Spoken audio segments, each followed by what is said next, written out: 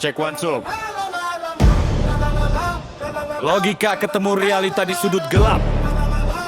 Tanya etika di antara dokumen rahasia. Ya. Yo.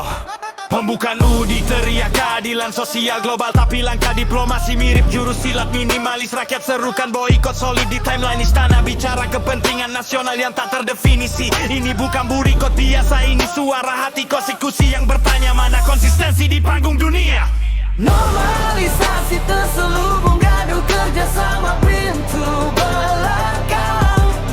Resiko etis menggantung seperti bom waktu.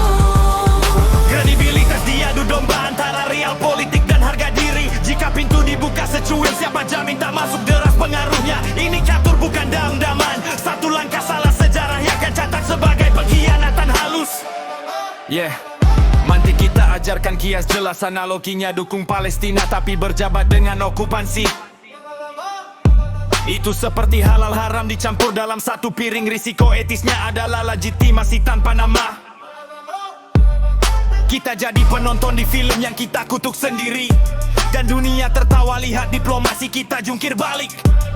Sintesis Hegel pun mungkin bingung. Tesisnya prinsip anti-kolonialisme, antitesisnya kontrak bisnis tersembunyi. Lalu sintesisnya jadi apa? Kompromi yang menggerogoti martabat, atau kita sudah masuk fase dialektika palsu, di mana uang dan senjata jadi tesis baru.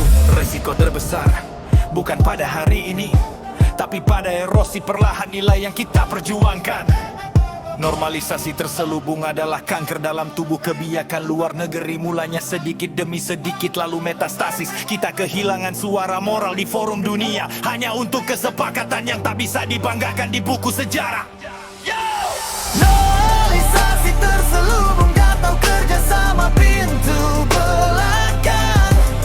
Resiko etis menggantung seperti bom.